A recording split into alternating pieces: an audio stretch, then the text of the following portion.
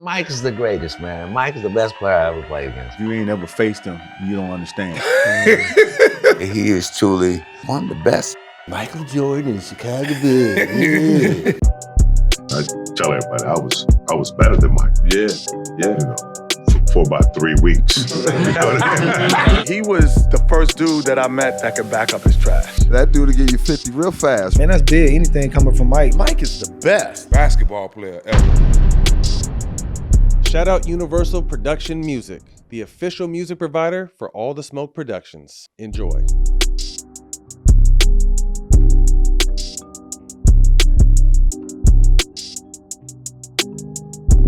Oh, we appreciate you, man. Have you ever sat down and had like a real off-the-camera combo with MJ? Oh yeah. What is that like? Looking in the mirror? No, it's fun. I mean, it's fun. No, we're really different. It's crazy. Like he'll compete to you. With anything. To you, y'all different. I mean, I guess. I mean, like he'll compete with any and everything. I won't. I only compete with things that I really am good at. Like I'm not just gonna compete on something you don't know. Yeah, I'm not gonna do that. He'll compete like, regardless. He'll compete at everything. You know, he'll talk basketball all day long and nonstop and compare. Well, what would have happened if, you know, my 91 against your 03? And, you know, like, what's this, that? What would have happened, in your opinion? Come on, you can't ask him that, man. I want to know, would it have been complete dominance? Would it have been a 7-game series? What would it have been? What he started the conversation with was, well, I would have destroyed you. And, you know, listen, I just said, listen, just remember who you're talking to. Yeah. And he just started laughing. He was like, I'm just messing with you. And then we just kind of moved on. That's dope. But it would have been fun. That's dope. That's dope, man. Just to even know that y'all had that conversation is dope. Oh, yeah. Yeah. Oh, yeah. Yeah. Cool. How bad, I remember playing with you, your whole thing is that you said, I want to sit at the table with MJ. Yeah. Meaning you wanted that 6th ring. What did it mean not to be able to get that? Oh, it pissed me off, you know? But things are what they are. You know, you push for a goal, and my original goal was to try to win 8. 8. And you push for it, and you push for it, and you push for it, and you do the best you can. But at the end of the day, you can be comfortable with the results and where they landed and where they ended up. And so, you know, that's the most important thing. That's why I can be really, really comfortable with the career that I've had, because, you know, I worked as hard as you possibly could. Mm-hmm.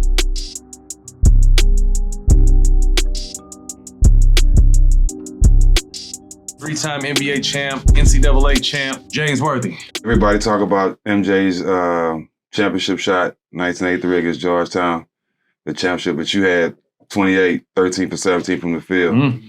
Nobody don't talk about that. It was on your shoulders. But what's your take on that? Well, you did your job. If you watch the Michael Jordan documentary when he was in Chicago, not the Hair movie, I had a statement. You know, when Michael came to Carolina, I tell everybody I was better than Michael. Yeah. You know. For about 3 weeks. You know what I mean? 3 weeks? For about 3 weeks, man. I knew he had it. When you're an athlete, and you guys are both tough, I watched you your whole career. You know, when you're tough and you're not gonna back down from anybody and you're gonna take them on. But then when somebody comes along they're fucking tougher than you. They're like, he was an assassin. And he bullied me. He sought out the best in everything. If you were the best backgammon player in the dorm, he wanted to know. If you were the best card player, he wanted to find out.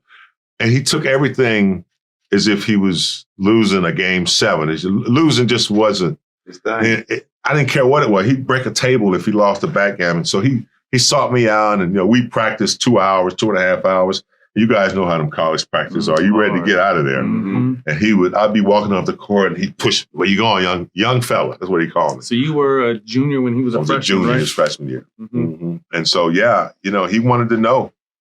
And throughout that year, even though I was MVP, there were some games against Virginia in the ACC tournament where Michael kept us in the game. He had some big shots against, you know, Ralph Sampson and those guys. And then against Georgetown, we only had really 5 players against Patrick Ewing and my homeboy Sleepy Floyd. They were tough.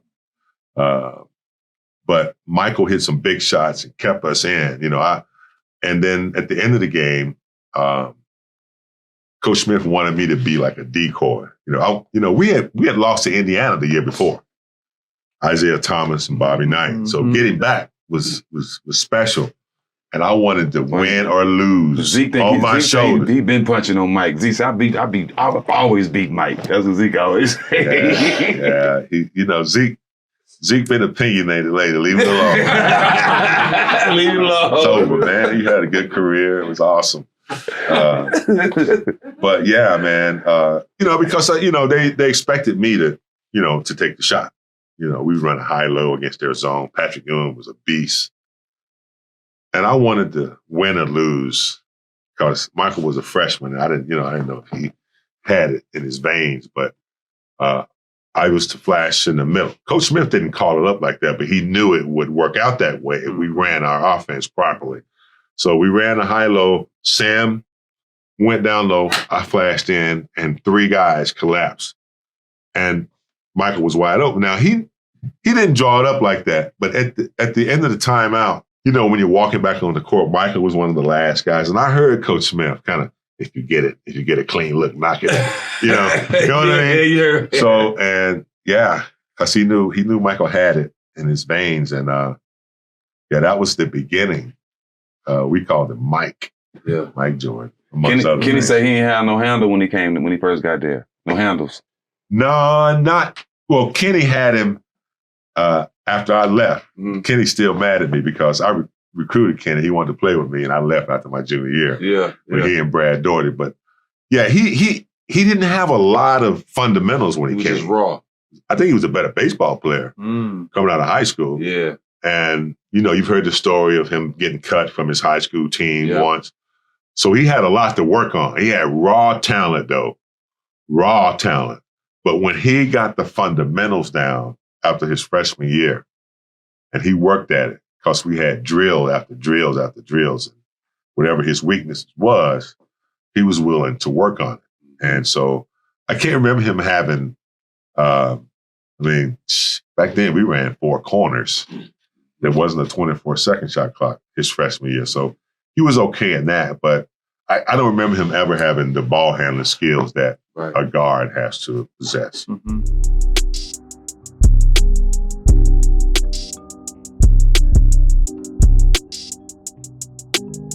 We got our brother Kenny Smith here today. Your freshman year team, to name a few, Michael Jordan, Brad Doherty, Sam Perkins, yourself. I mean, what were those practices like? You know what the crazy part was? Nah, that wasn't the question. Who was the best player out of the bunch? I'm going to get that. Yeah, I want to hear that one first. I want to see what he's going to say. Sam Perkins was the best player my freshman year. Because Sam was a 4-time All-American. That, that wouldn't happen today either. First team. Sam was the best player. Michael was the most dynamic, but he didn't have a handle. He couldn't handle the rock like in college. MJ? No, he couldn't handle the rock. So even at times I'd be like, we play pickup, I'm like, oh, I got Mike. You're like, because I knew I'm get up on you. Like, you can't handle the rock. And what happened? And then? And then he's the only guy that I know that his weaknesses that he had at the end of his career was his strengths.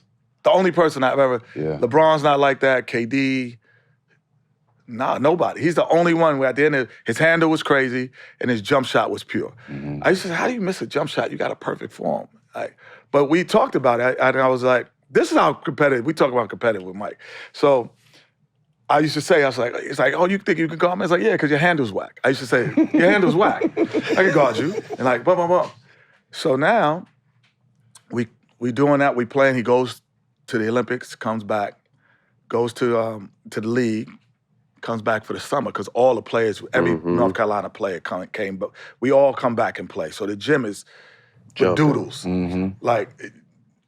Like any NBA team we would have beat, in that gym, without question. And he's boom, boom, boom, he's gone. I'm like, damn. This gang guy, he's like, my handle, been working on it. But I forgot I said that shit. I really forgot. I said it. And he's like, my handle, right? You talking about my handle. But he was, the stories are true about his competitiveness. We were playing pickup one day, so This is when you knew you made. I made it too because the juniors and seniors, you know, even at y'all school, probably picked the team. He didn't go to school, but yeah. Yeah, that's right. Yeah, straight out of high He school. went to Mexico. Right. So they pick.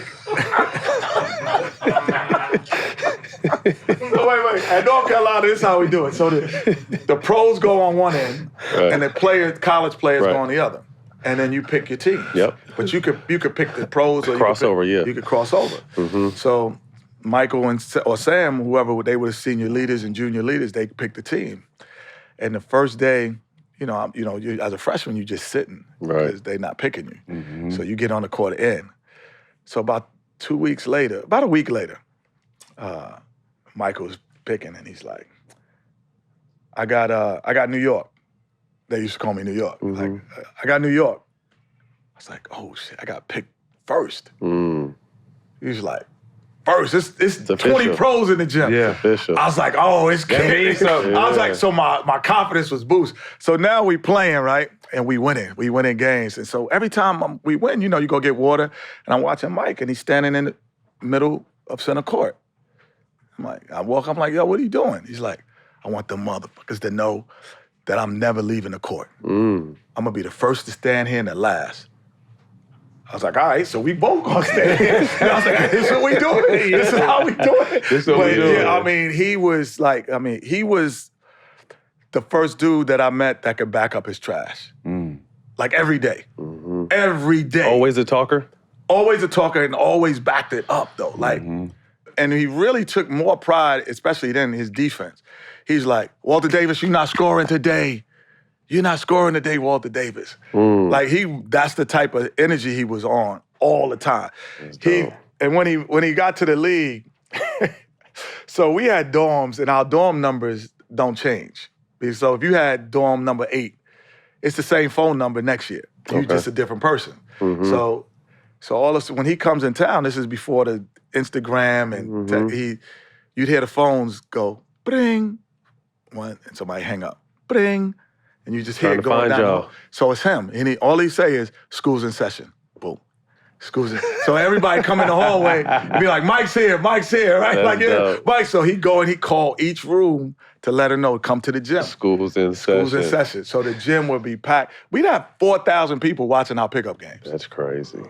4,000. That's dope as hell. It was unbelievable. That time basketball was a different. There was no Charlotte Hornets. Right. So It like was it. people would, and this is no social media, and people, the whole Somehow campus would find just out. know. Or just find word of out. mouth. Yeah. Word of mouth, and it would be 4,000 people when he came in that gym. And The we good played old way. pickup games. I can picture I that. mean, obviously with his competitiveness and his desire to get better at a young age, did you see him possibly being a great? I knew he would be great. I never thought he'd be the greatest. Because when I first saw him, and then when I saw him, even in practice, like, you don't, like, I guess it's like you have a beautiful wife and you, like, take it for granted. Because she's there every day. You see it. You see it every moment. You see every moment. A beautiful person you're around. You see their bad side too. You see the days that they're in the mood. So for him, I saw those moments, and I was like, but then when he left and he came back, I saw that the energy that he put into his game. Like, he never stopped working, man. Like, his stuff is not an accident. Like, it's not like, oh, he was gifted. No. He was the most fundamentally sound player that ever played the game. If you watch the videos, his left hand is in the correct passing lane. His footwork is impeccable. Offensively, his jab step is he's the always ball move, feet stay still. Like, all of those things were all the time. And then he was the best athlete. Most guys who were that athletic didn't rely on that. Package, right. As great as even, and this is not a knock, but as great as Clyde Drexler was, that was the difference between him and Mike to me.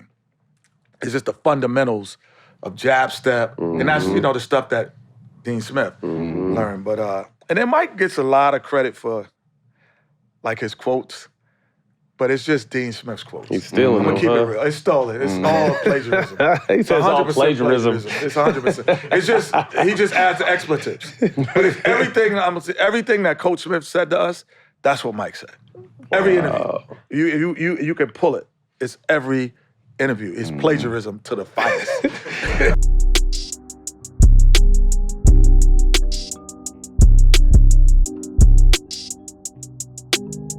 Welcome to the show, Lawrence Taylor, man. What do you remember about the pickup games in North Carolina on the basketball court? I mean, you were in school with some. But let me tell you something. Hey, look, back in the day, we used to go out there and we play, and I remember for the intermediate. Intramurals. Yeah. We won the championship because but we was disqualified because we cheated. But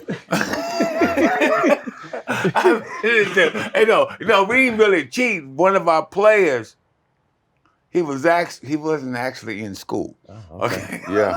Illegal recruitment. So they used a technicality against us. Yeah. But I used to go out there and play with all the boys. I mean, Jordan, James Worthy, Perkins, all those guys. I used to go out there and play. And what was your hoop game like? Huh? What was your game like, though? Well, see, the problem is I couldn't hit nothing from like 35 feet, but 31. 30. Anything. And they used to say, listen, well, I could shoot the ball. I'm always, and I'm decent in defense. Hey, I only got mad because they only give you 6 fouls. Oh, shit. Can you imagine this motherfucker guarding you? Getting more than 6 fouls? I need more than 6 fouls. Imagine you having more than 6 fouls. Somebody's gonna be dead out there. LT is on me. I'm passing that bitch. Cut it out. Someone else do something. I love the years at Carolina. I think it's one of the best schools far as getting meeting people and just the whole preparing you for life. Yeah, because I've been to a lot of shit. I did a lot of shit at Carolina. Been threatened to kick. I remember this is one year. Okay, I'm not gonna tell you. Please tell me. Come on, I'm playing. Going into my senior year, and we're out, and some of my boys and stuff, and they got this big old festival and stuff, right? So we go to the festival because it's right there at Aaron House, and we go to the festival, and a couple of my boys stole a couple of items from the festival. So they gave them to me to hold because, ain't nobody gonna fuck with me. I mean, sorry my language, but no, you good. Ain't nobody gonna mess with me. So I sit there and I held the animals, and then all of a sudden, the lady that's the TA or whatever that the lady is, she came over there and started fussing and arguing and stuff like that. Anyway, I got sent to back in college to court. Oh, okay. The campus court shit, So I got sent there, me and a couple of my other boys. And so what they did is I wasn't allowed to stay on South Campus anymore. So I wasn't allowed to stay on South Campus. And, this is going into my senior year. And I'm worried about if I'm going to be able to play my senior year. So they decided, no, he can play. He's just not allowed to be on South Campus. Okay? So they put us in a building on North Campus. Four-story building. And it was 4 of us, guys. We all had a floor. I could stay on the first floor.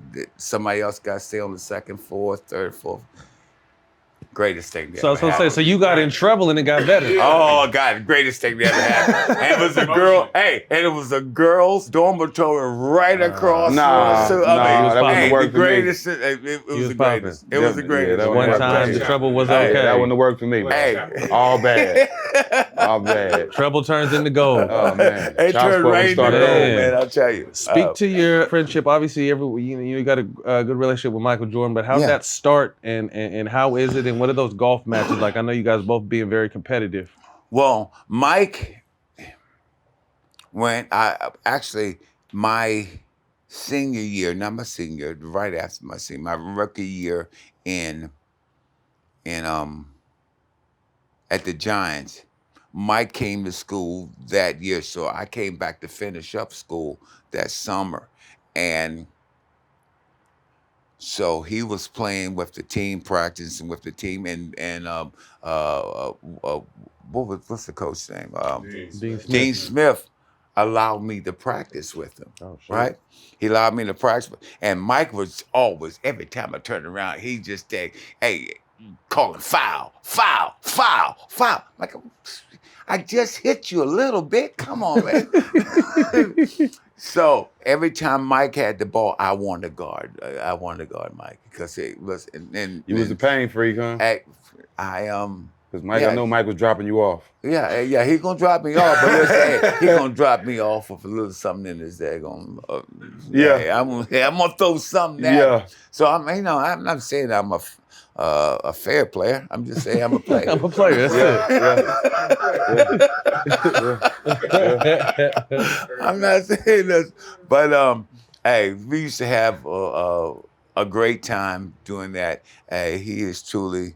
He's one of the best I've had. But I'm the best when it comes to fouling, though. Yeah, I wouldn't doubt that. Could you dunk? You can't ask that question. Can I dunk? You was a flyer? How you want it? Really? How you want it? Okay.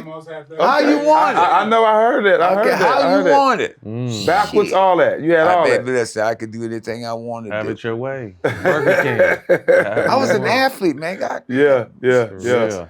I mean, I was in the NBA and I couldn't do half that shit, so I had to ask. I couldn't do it. Shit. I was a straight scorer. How did golf come into your game? And obviously, you guys, I've heard legendary stories about just the competitiveness with you two on the golf course. Mike is competitive in anything he do. Okay, listen, he does nothing half-ass. Nothing. I mean, I don't care if it's shooting marbles. He does nothing half-ass. He wants to be the best at everything he does, and pretty much he is.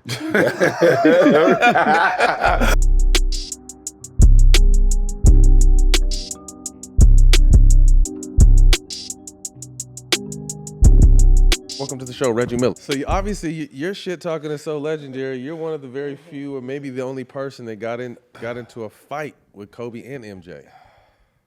What kind of homework did you do for both them dudes? I just think they got into fights because they got tired of chasing this nigga. Like, man, slow down, Reggie. Goddamn. I can't take it no more. All right, I've been waiting. Okay, yeah. I've been waiting because people always ask me, and I've been waiting for the right forum to tell these stories. Welcome to Death Row. I mean, all the smoke. We're honored. We will start with the MJ fight. Shall we watch them? We shall. A little trip down memory But lane. you got to go back. Got to go back to when they have the ball. Oh shit. So go back. Hold on, he got to pull the whole clip up. Pull the whole clip up. There we go. Yeah. So this is it. Look, watch this. 1, 2. Yeah. I'm like, That's okay. a mean one. I tried to get him there, and he got out the way. So I was like, all right, tip in. Got you now, I'm bitch. going straight to him. Let him know. Okay. I had to hurry up and turn around because I didn't want him to come and chokehold me. He tried to rake you. So I'm like, okay. We both get into we get into this. He scrapes my eye like you can't see. Like he No, was I saw him like rake he you. was trying to scratch it. I saw him rake you like that. Right. So all goes down. This is in MSA, by the way. We're at home. We are at home in Market Square Arena playing Michael Jordan and Chicago Bulls. So this shit goes down. Ronnie Nunn. Yeah. No good, motherfucker. No good. Ronnie Nunn comes in, breaks it all up. They huddle up. I'm thinking, okay. So back in the day, a lot of it, look at this. Scratch the crap out of me. 15-yard face Look at mask. this. Yeah. But look, I'm holding him and controlling him. God damn. I'm like, okay, but you ain't going anywhere. Again, those pull-ups. Drake Stadium. So I'm thinking, okay, maybe we'll get double technicals. maybe if I get thrown out, he's going to get thrown out. Mm-hmm. We both are throwing. Jess Kersey, man. Okay, Jess. I had a fresh dew for the I was game. about to say, that cut was clean, Hold Reg. on, Wasn't hold it? on. So, Just you got kicked out the game. I didn't know that. That's crazy. wow. You guys both threw punches. MJ threw about 3. They ain't never throwing Mike at them. Who's shooting free throws right now? You fouled him, Reg. They ain't throwing Mike at no motherfucking game. In our building. That's Maybe in crazy. Chicago. In our building? And he's shooting the technicals too. God damn. 45 on us. Not that he wouldn't have scored 45 with me in the game, but shit, give me a chance. In our building. MJ threw 3 punches on So the then the road league- and then get kicked out the So game. then That's the league, crazy. The next day, I got a 1-game suspension, You got kicked out and a game suspension. and he got 3 games. So why did he get 3 games then? Right. And But it wasn't still kicked got to out. stay in the game. Wow.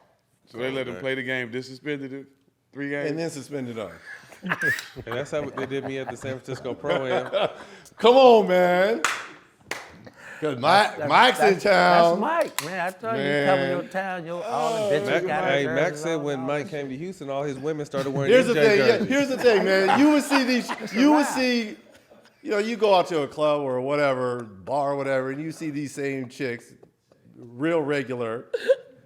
You come to a Bulls game, it's like, why are you dressed like it's Sunday church, man? I'm saying, I told you about this shit. Like, Mike come in your city, them cracking. bitches coming out right. man. They thinking they finna get married or hit. One of them thinking they're gonna get hit by Mike. Mike ain't thinking about that. Mike coming out. Of my whole career, one thing I wish or regret, and people will say, I wish I would have had more than one series versus that dude. Mm-hmm. I'm not saying I would have won. We would have won. Probably not. But you're judged by, Those big wins. I won a few battles. Man, that's funny. He always won the wars. He's got 6 of them. Mm-hmm. And we took him 7 games. Mm-hmm. I just wish we'd have had more. I wish I could have gone against him more. He had a lot Again, and I don't want people jumping on the internet. I'm not saying we would have beat them. Just wanted It the probably would have smoke. been the same thing. Just wanted that smoke. But man, I want to see. Mm-hmm. Show I me. got confidence. I want to see how I am versus that dude. I'm going to do my thing, too. I want to see how I am versus that dude. He obviously had a lot of respect and spoke highly of you, but what was different when you played a game against him in the Bulls? I can only speak for myself. I can't speak for Max. There was no weaknesses. Try to force him left. You try to force him right. You try to top lock him. You try to hold. You try to be physical with him. I equate it to like this. It was like, and maybe this is how centers feel when they were going against Shaq. He was Shaq of shooting guards. I don't care. There was no way you could get around him in front of him. He was just too strong. And then he had a 48-inch vertical. So you were never blocking his shot. I got a 50. Shit. And he could stop on a dime, his handles, and then he held the ball like it was like an orange. So he's taunting you, holding the ball on your face, the tongue is all out and shit, and chewing the fucking gum and all that shit. And then he come down, and the black eyes are looking at you, and I'm looking right back at him. Yeah, motherfucker, I ain't going anywhere. Yeah. And he's looking at you, and man, no weaknesses, none, zero. I could look. I love tape. I'm watching. I'm always trying to find a tail, and I found a tail on everyone. Not him. I could not find a tail, not one. Damn. Like, okay, if he goes left X amount of times, what is his percentages? Great, right, great. Step back, great. Greater. Fadeaway, great. Rebounding, great. Passing, great. You can't punk him. I'm trying to find something. So it's almost like shit by committee. Derek, the key. Come on. I mean, We got to get some help down this motherfucker. Come on now. Don't be here. I've been calling I ain't too motherfucker. proud to Come beg. Come on now, this motherfucker. I ain't too proud to beg. That's what I'm man. tired The to tell toughest you. shot in basketball, which is the fadeaway, he shot that shit at a high clip. That's the toughest shot And in you basketball. cannot block it. You can't get it. But see, it's faded away and it's at 48 inches. Yeah, when he got to learn how to put his back to the basket and get in that post, that's when he got. And then it got crazy he would do the Elijah one. Yeah, he get He get that. The shimmy so shake shit on you. He gets you leaning. Oh my goodness. And him and maybe Max can attest to this. Pick and rolls. Don't let your big be one step too. He's splitting. And then now it's up to Dale and Antonio. Good luck. Below. Good luck. Hey, now he's your problem Good now. luck. Good luck. Somebody finna get banged on. He's your problem now if he splits. But then when you would extend him to half court, he would get this shoulder down or this shoulder, which way he was coming off, and get under the big, and then it's downhill. So now if you're trailing, as shooting guards are, you got to get under. And then and on top of that, he could shoot. He could shoot. They talked about it. I've seen a lot of videos about his athleticism, but I seen the video recently when he got a tip ball and they passed to him. He went up off vertical on Charles Barkley. That shit was so bad. I'm like, that's another thing that people don't understand. Not only could he's known for the two-handed, but he could one leg too, either leg too. Yeah, either leg. Like it was. And be out till 4 or 5 o'clock in the morning, smoking, drinking, whatever. Yeah. Cracking. It's going playing down. cards. Yes, all this shit. Games at 7:30. Sometimes he'll go play golf the same day he play. Man, it's almost like he was trying to make it fair. Let me go get a buzz and some heat strokes so you guys can have a chance tonight. Man. Didn't have a tail, guys. And you hear it all the time. Who's the GOAT? Who's the greatest? And all that between him and LeBron. And I try to stay away from that because I went against LeBron his first year. He was a rookie. My last year, so I don't have no point of reference. But I will say, LeBron has the greatest career. I say that all the time. He has the greatest career. Right. But Mike is the best basketball player ever.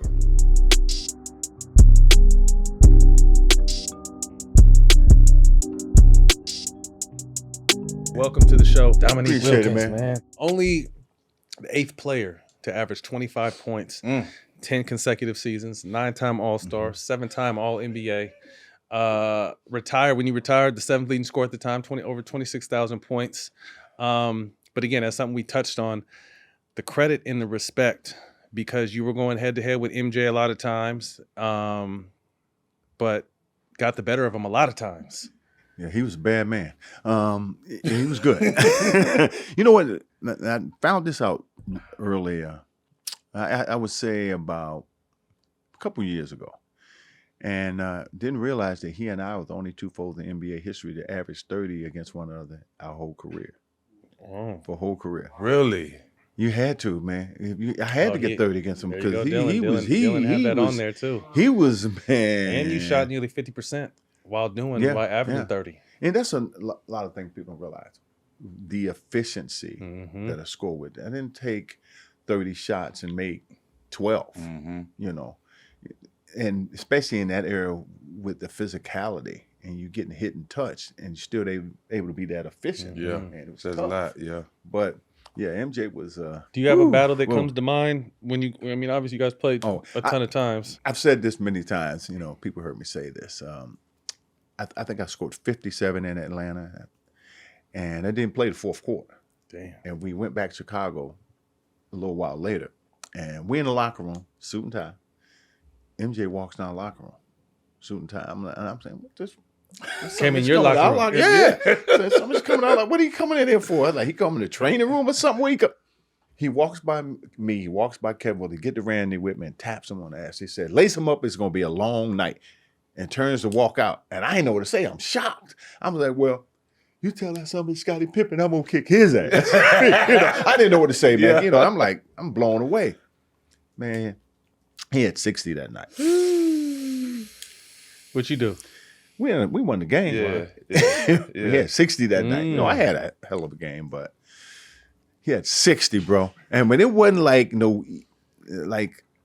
it was a hard 60 either. The way he was scoring, he was like he was on the mid. I think he was like pissed off that I had 57. Yeah. You know, a few days before, and he went crazy. But man. said it loud enough so you could hear it too. Yeah, right? yeah. And so it really set up the games we played against each other over through our career. Mm-hmm. You know, game I'll have 43, he'll have 41, or he'll have 46, and I have 40. I mean, it would go like that all the time. Our battles, you know. He was a hard man to beat. That team was so good though. That team was made up of a bunch of great role players. And I think Scottie Pippen, I have a lot of respect for. I think he's one of the greatest role players to ever play this game. Yeah, He's probably the best. Yeah, to ever play this game. And so he was a great compliment to Jordan. It's so hard for a lot of players, especially in Mike's era, to give him his props. Why is it so easy for you to give him his props? If you ain't ever faced him, you don't understand. If you ain't ever faced Mike, Only a real one, you can't make that comment. Yeah. Man, I played against some of the most hard-nosed, talented players that ever played this game. He was a phenomenon.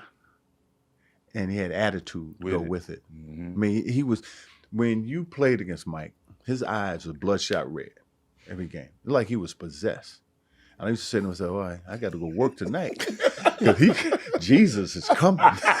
You know, and so he and I, you know, we had so much respect. But I'm going to tell you when I knew how good he was.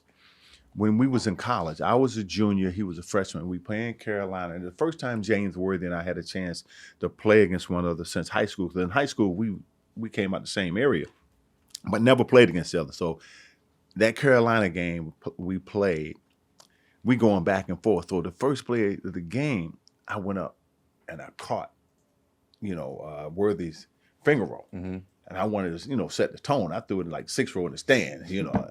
Let's go. We're going to go. We're going to go. And the game was back and forth. The whole game, close.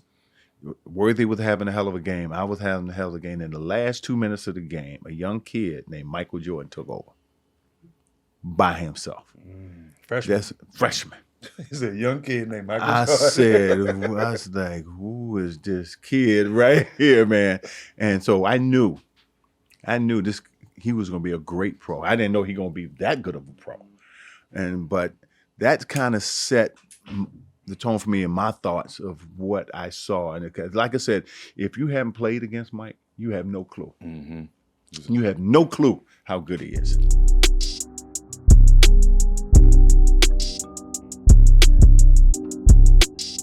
Honored to have you on the show today, the one and only Craig Hodges. Talk to me about the one time you guys were finishing up the season against Miami, right? And you were going to see him in the first round of the playoffs. Exactly. We're playing in Miami. We rolling at this time. The system is really playing for itself, and that's the cool part about the system. Once you get into it, you just come to games, man. You done did it so much, and it flows.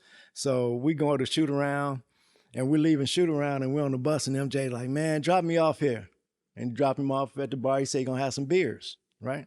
Huh? Say he's gonna have some beers. Listen to the rest of this story. Okay, go have some beers. So he tell us to pick him up on the way back to the game. We pick him up. He still got his sweats on. You know, MJ come to the game suited and booted. All right, he still got his sweats on. Pick us up. He get on the bus. Yeah, man, I'm feeling good. Right, bubbly. Can smell the beer on him. Got 30 at half. All right, going through warm ups. Man, I'm seeing 3 rims. I'm gonna shoot at the one in the middle.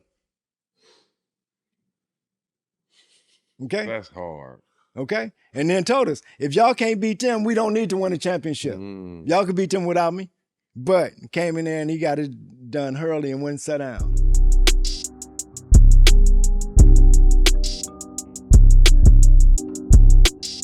We're standing talking to KG, and the next thing, JR is there. Hey, one of my favorite stories you told 5 years ago. One of my idols was the story with this man that's coming in right now. Welcome my to the show, JR Ryder. Yes, sir. Hey, Steezy. Legend. All my idols burn Sky out. Ryder. All my idols My burn out. big bro right here, boy. Hey, y'all don't even know, man. Oh, Listen, baby. this is my guy right here. Yeah. This is my guy one right of my here. favorite stories, and if you guys missed it, you're going to get it today. So you guys were playing the Bulls in Minnesota? No, we was in Chicago. In Chicago. It's my first time back. Take the story. You got it. We back in Chicago. I told you, I got like 20 games under my belt. I figured it out. I got my little rhythm. JR's all-star by far, him and Christian Laettner. But we back in Chicago, so I'm just fresh out of high school. We get back, and I got like 300, probably about 300 guys in the joint, you know, just they in the house, you know what I'm saying? I got them right here, too. They like lower bowl right here, so I can see everybody, coaching everybody. So I'm just in a different energy. My teammate got crashed out, and Ronnie, you remember Ronnie? Ronnie was in a bad crash, so I didn't really get no sleep, so I'm running off fumes anyway. We start the game, and I'm having a decent game, and I'm just feeling good. I'm just being honest. Like, we on some young, wild shit out here. You feel me? And then that whole thing, man, JR and MJ kind of going at it, but JR winning that, he holding his own. So I'm just feeling good. Come out the timeout, and I'm just like, hey, man, keep going. You know what I'm saying? So you too, man. Woo-woo. So I go, man, you killing this motherfucker, man. Like, what, you know what I'm saying? I'm going to come down, and I'm just throwing some shit. You know what I'm saying? He can't figure his phone out, man. What is going on? I'm actually trying to help you. Like, dog, can you get the phone? Or are you okay, Lord? Like, Lord. I'm like, Lord. It was hitting buttons I never heard before, music I never heard before. I said, let me just turn it off. I don't know what's going on. You need a minute. Like, So you were saying him and MJ are going at it. Yeah, they going at it, but in the timeout, we come out, if I'm being honest, it was just in the rhythm of the game. So it ain't really nothing too crazy, but he got it going. So I'm just on some, hey, keep going type, whatever, right? Because we know it's the Bulls. So this is when they was the Bulls. So as we going into it, I was like, man, keep killing that motherfucker, man. Woo. So I just get on by myself.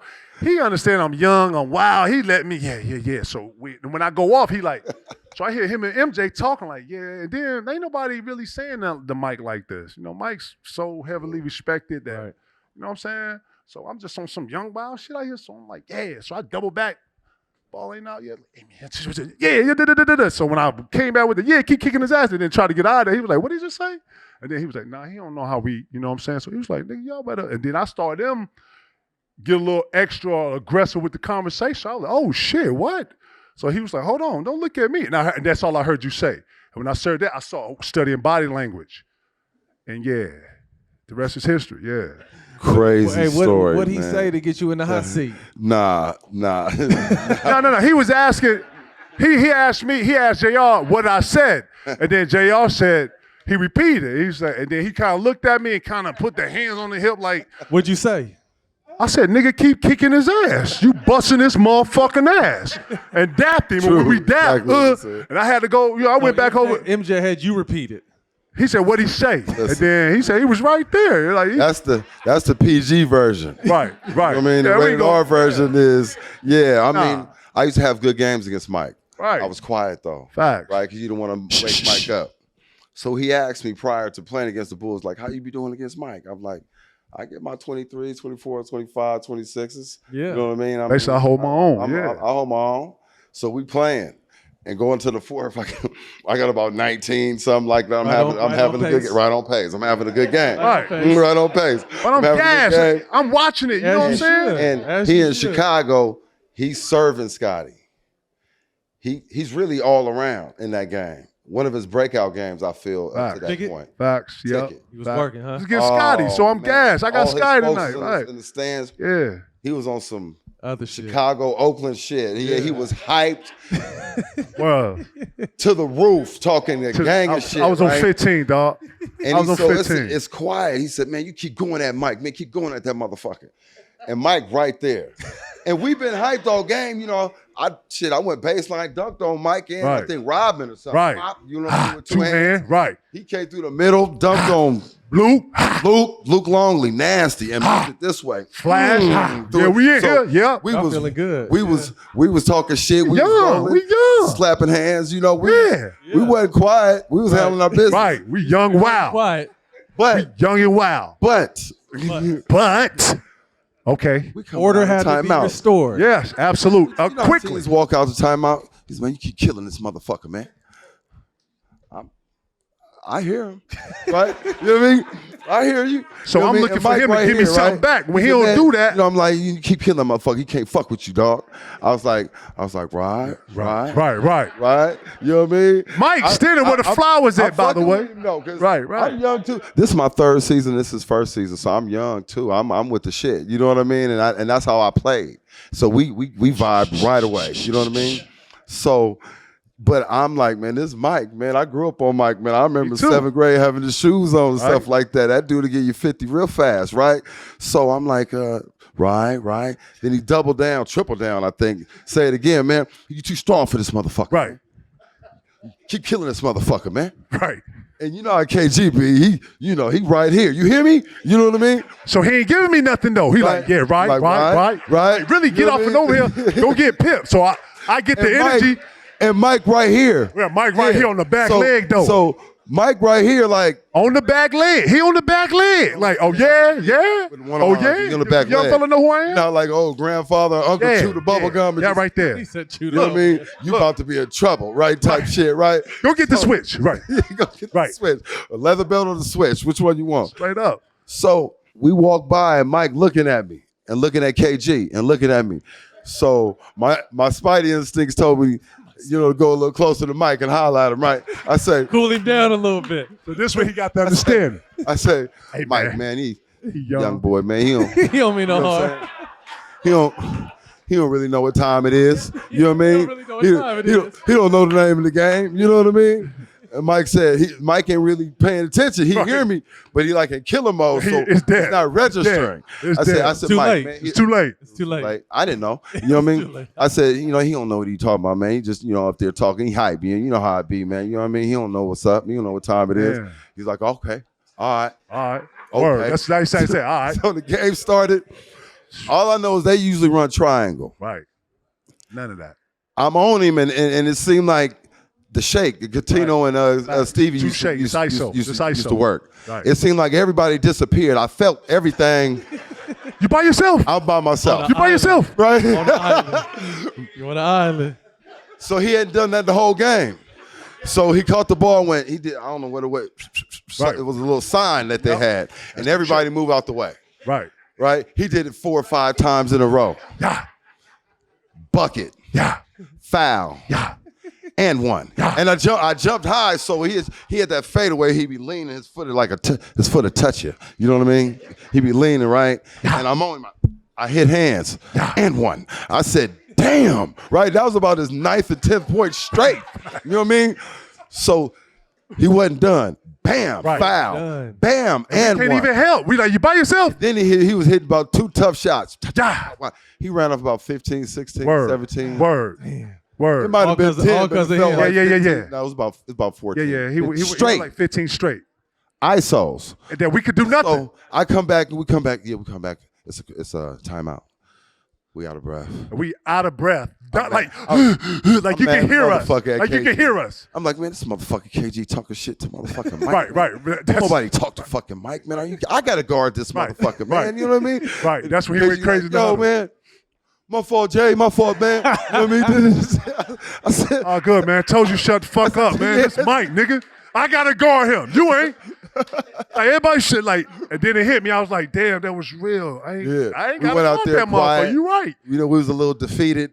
Mike talking shit like, y'all done? Y'all ain't even gonna fight back? I mean, nah, we done. Over? You got it. You got it. Like, yeah? Yeah, y'all done? Like, you got it, man. Yeah. Hey, KG's like, man, I was telling him, man, keep busting that nigga ass. He wasn't giving me nothing back. Yeah, I wanted him to give me some, yeah. On some wild shit. Nah. He's like, right. Like, right. Like, get the fuck off because of here, bro. I got it. KG right here. Mike, I can see y'all, right? We play hoop, right? I can see peripherals. Right there. Peripherals, right? So I'm like, right? But Mike right there, I see him, right? I'm like, man, this dude is tripping, man. Fuck you know that. what I mean? Nah, that's part of it. You know how basketball is real, right? Right. So Mike was one of them killers. How I feel Kobe became, Word. right? You know what I mean?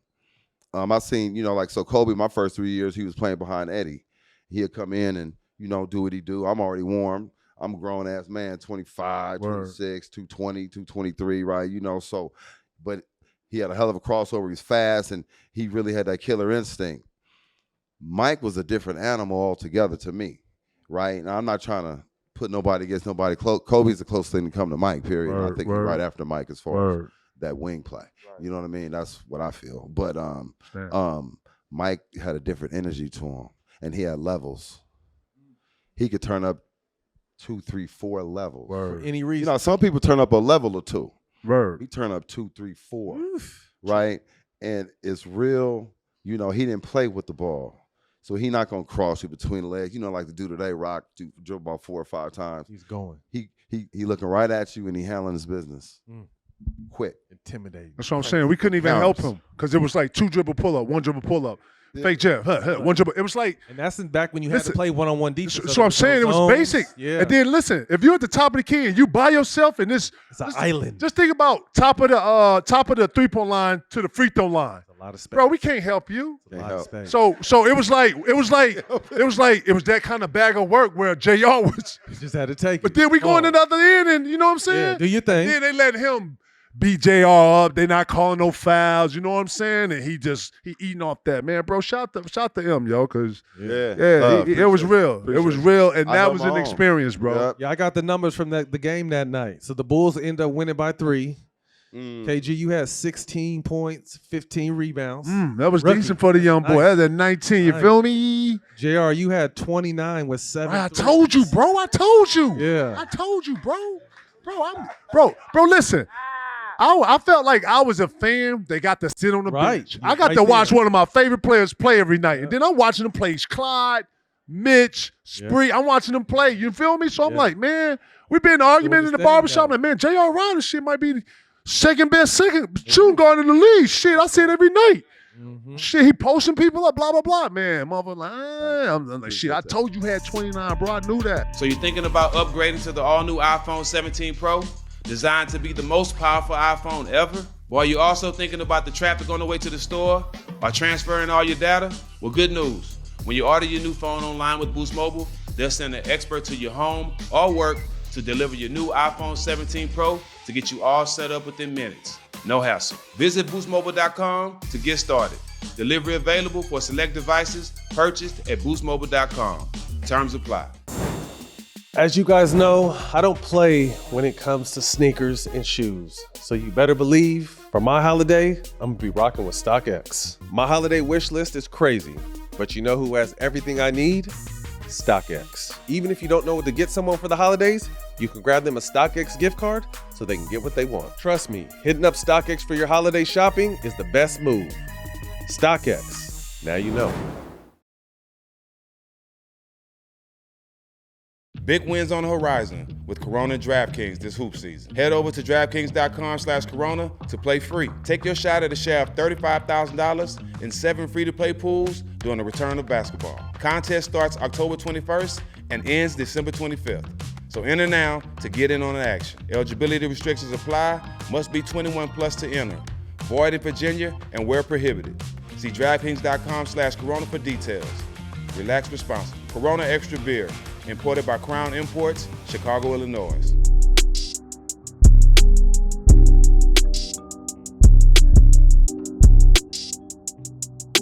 Welcome to the show, man. Vernon Maxwell. Michael Jordan said about Maxwell, something's wrong with this guy, Kenny. He fights me every day, then brings his son wearing Air Jordan apparel. What prompted him to say that? What's he talking about? You got on Jordans now. Mike. He said, "Goddamn, I got on your Mike." shit right now, nigga. I'm just saying. But nah, Mike. Mike is the greatest, man. Mike is the best player I ever played against, man. Hands down, man. Never seen nothing like this shit ever. I never seen shit like make this. him work though. Oh yeah, no, I'm gonna make him work. That's why he respected you. Yeah. That's it. But that's all I could do. Just like, cut down his percentage. Yeah. You can't never stop no motherfucker like that. You got to make it tough. You know what it is, Matt. You know what it is, Steve. Yeah. You got to make it tough for a motherfucker like that. So that's all I was trying to do, make it tough for that motherfucker. And he was already bigger than me. Yeah. Shit, I'm 6'4". I ain't never wore over 195 pounds. Mm-hmm. So in my life, at my biggest weight, I was 194. So, and this motherfucker was 218 and 6'6" and jumping everywhere. Every time I turn around, I'm looking at the bottom of that motherfucker's shoe. That The motherfucker done spent off me and just took off. I'm like, I ain't never see a motherfucker just spin and jump at the same time. I mean, just gone. Just gone. I'd be like, this shit is crazy, man. Do you have a moment, OG? Do you have a moment when you was playing against him and he did something and you weren't on the court like? Yeah, man. That's what I used to do all the time. This motherfucker. I'd be like, man, I know I just played the best fucking defense on this motherfucker. And he spent on me this one time in Houston, you know. Everybody coming out there, all them bitches came out there to see Mike. Everybody, you know, all them bitches, they come to see Mike. And I said, yeah, this motherfucker got this nigga jersey on more than they got Max.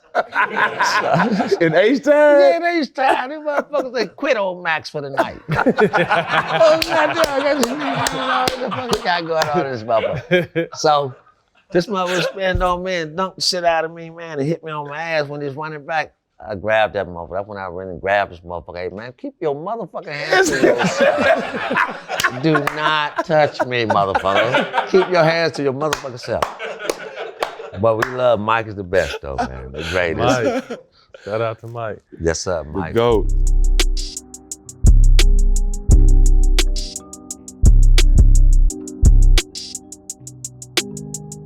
Welcome to the show, Charlie Sheen. Talk to us about how you developed a friendship with Michael Jordan. Well, how did that happen? It started with that the 2-on-1 game thing that's in the doc. Uh-huh. Yeah, and this opportunity just fell out of the sky. There was this show, short-lived show, pitting actors against athletes in their respective sports, right? And the card we drew was Jordan in a 2-on-1, and it was me and my dad. You know, pops, yeah. And so we didn't. I mean, we were just like, sure, why not? Yeah, we'll get embarrassed on national television together, you know. About Michael Jordan, it's cool. Yeah. Hey, but Charlie was hot though. I know. He was. He was on fire. Something happened that day. Something happened, man. So that was before MJ, post MJ. Yeah, I guess so. Yeah. How about that? No, it was just one of those things. Because you know, I never played on a team. I just played baseball. You know, but I shot with Dad in the backyard like my whole childhood. In fact, I had to grow taller than him so I could finally block his baby hook one day, because that thing tortured me. And like I willed myself to reject it. And so he and I were, you know, we'd accepted the gig, and he was like, you know, what's our plan against this guy?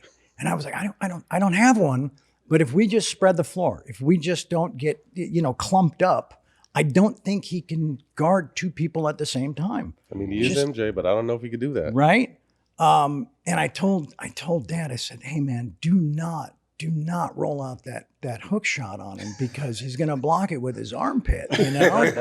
And if you ever get a chance to see that whole game, not just what's in the doc, there's a moment where Dad does a head fake, tries it, and Jordan blocks it with his elbow. Yeah, it was awesome. But yeah, he had to shoot his free throws with his eyes closed. Okay. So, you know, bit hamstrung there. Handicap. Right? He actually done that in the game though. Yeah. Oh, yeah? Yes. Did he really? Yeah. Yes. Wow. Kobe did it too. Yeah. Damn. Because somebody was he was what instigated that? Normally talking trash to somebody blind. Braun tried it too. Damn. Braun tried it. Wow. Wasn't successful though. That's awesome. Here it is right here. Look at Kobe did it.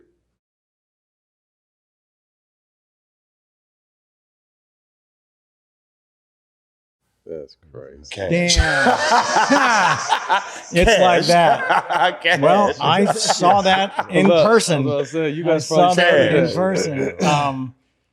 So then I got his number after that, and we stayed in touch. And then I would go, you know, when I could afford it, right? When I, you know, AP after platoon, right? And I would fly out to Bulls home games, you know? And so I was kind of stalking him as well, you know? But yeah, and then we did, then we worked together on a commercial campaign. We did Hanes. We sold underwear together. You know, so that was pretty cool. Any truth to him saying he didn't believe you beating him when you guys did the underwear campaign 20 years later? Yes. Yes. He erased it from his memory? We were doing this interview, and it was like a behind the scenes thing just for their content reel. And so the interview asked about that game. And I'm like, well, yeah, I'm not here to rub it in his face, but we did beat you. Yeah. And he's like, no, you didn't. No, you didn't. You did not. And I'm like, well, I can appreciate that, but it's on video. He was like, doesn't matter. Doesn't matter. Doesn't matter. You didn't win. You didn't win. And I just thought, wow, I guess if you can just convince yourself of something like It's that, never happened. It's powerful. You can change the outcome. But no, he's a lovely man. That's amazing. There was a time when I would text him, and this dude would literally respond in like 15 or 20 seconds. Wow. And I never did it like in front of people to show off, like, watch how quickly MJ gets back to me, right? Yeah. No, but I was just like, wow. But I would use it like that's now the bar. And I would tell my friends, I'm like, dude, it's been like 4 hours. Michael Jordan responded in 20 seconds. How dare you? So it was a valuable tool for me, you know. Oh, and so I think I missed my first free throw, right? But then I hit 8 in a row. And then on the last shot, he's seated like 3 feet from me. And just under his breath, he goes, choke. And I missed the last one. Yeah. So he got in my head, you know. He done it to the best of us. Hasn't he? Yeah. I love that he just erased it from his memory, so it never happened. That sound like MJ. You think he should go? I mean, why is there even a debate? Right. See, You never. I mean, it just feels kind of obvious, right? Yeah. You would think. I'm sure LeBron wouldn't appreciate that.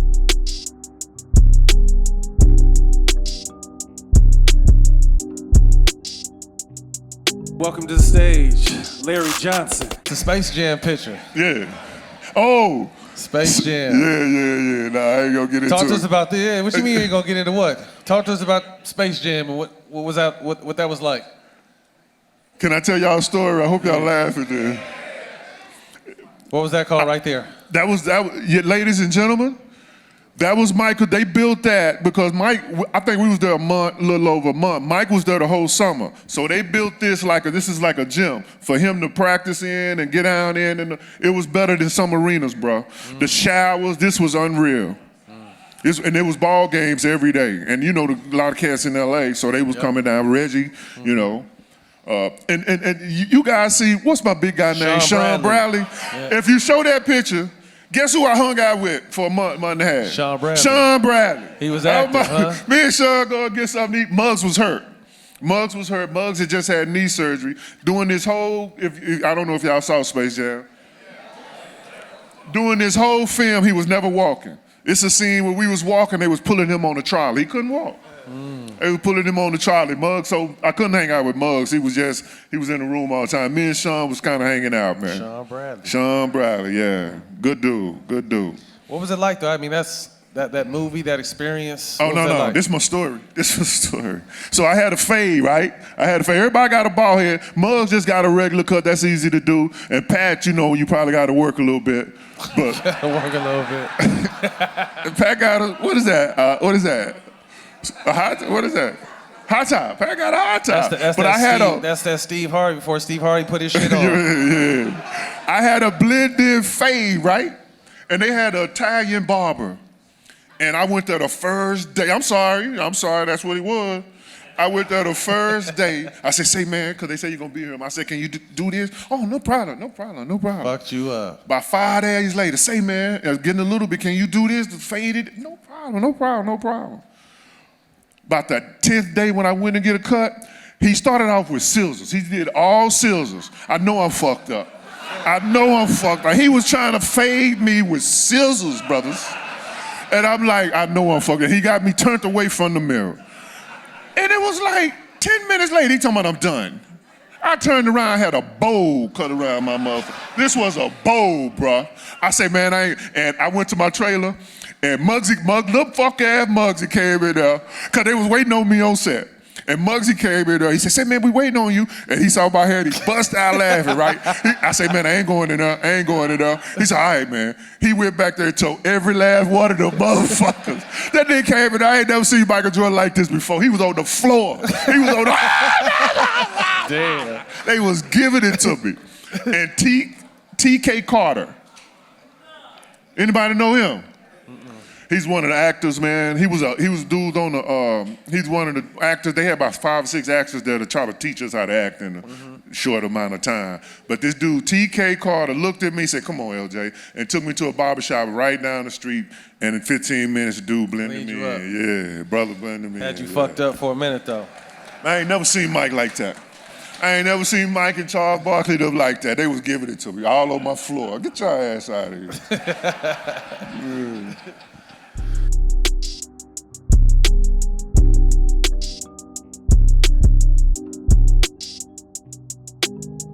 Let's welcome the Knuckleheads. How'd your shoe deal come about? Because you've been a lifer.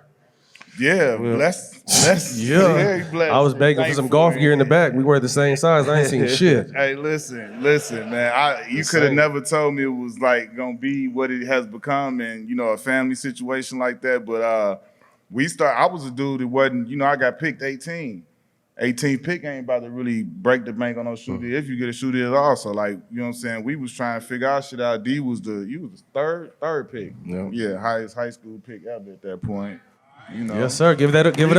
Respect. Give it up. KG was previously number 5. Black came in and rewrote that. But so we was trying to get a deal, and our agent, I was getting offers for just apparel deals. He was getting what our agent felt like was lowballed. And then we went to Jordan campus flight school out at Santa Barbara for the kids and shit that everybody would go to.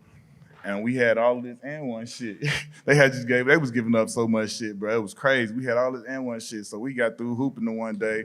We icing down, and MJ like, "What the fuck y'all got all this shit on for?" And we was just like, shit, And we didn't know he had, Jordan Brand, and that was all starting and shit. And he was like, "Man, y'all get rid of that shit, man. Y'all gonna be with me." And we okay. We didn't really know what that meant, but we fuck.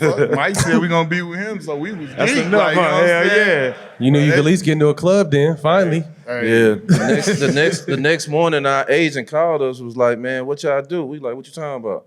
He was like, "Man, they just sent me over a contract. Y'all finna sign with Jordan." Wow, that's dope. Hell yeah, give it up. MJ, shut all that down. I went from getting a apparel deal to some cash in my pocket. I was like, this is all right right here.